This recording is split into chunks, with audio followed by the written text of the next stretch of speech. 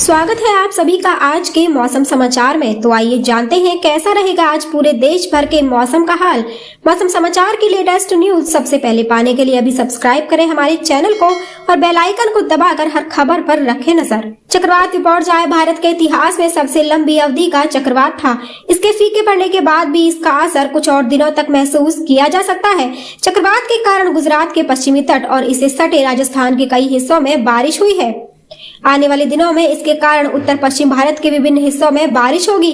आपको बता दें कि देश के अधिकांश हिस्सों में मानसून के आने में देरी हो सकती है। इसका कारण चक्रवात को बताया जा रहा है। आईएमडी के अनुसार मानसून आने से पहले चक्रवात का बनना कोई असामान्य घटना नहीं है।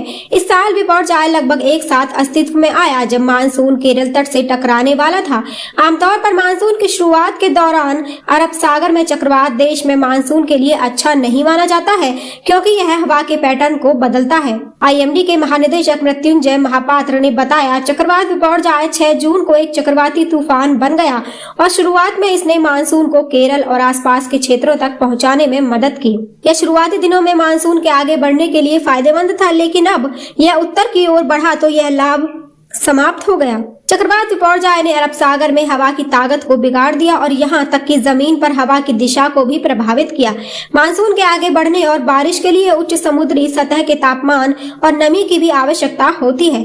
गहरे अवसाद में कमजोर होने के बाद भी विपर्जय का प्रभाव कम से कम 2-3 दिनों तक जारी रहेगा। भारत मौसम विज्ञान विभाग के पूर्वानुमान के अनुसार देश के शेष हिस्सों में मानसून का आगमन 21 जून से होगा। 11 जून के बाद मानसून स्थिर है। इस दिन यह कोंकण और तटीय महाराष्ट्र के कुछ हिस्सों में पहुंचा।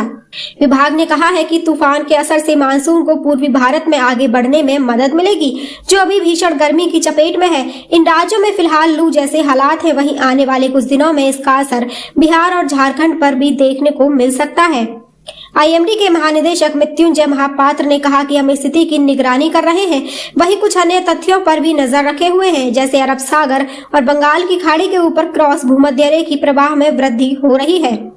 यह मानसून को आगे बढ़ाने में मदद कर सकता है।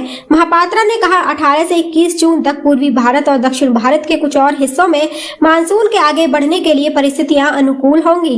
मौसम विभाग के अनुसार बंगाल की खाड़ी के ऊपर दबाव नहीं बनने से मौसम सक्रिय नहीं हुआ, जिससे 11 मई से मानसून की प्रगति धीमी रही है। अरब सागर में बने चक्रवात ने दक्षिण पश्चिम मानसून की धारा को प्रभावित किया, लेकिन अब इसके लैंडफॉल होने के बाद से उत्तर पूर्व, मध्य और पूर्वी उत्तर प्रदेश में बारिश होने की संभावना है।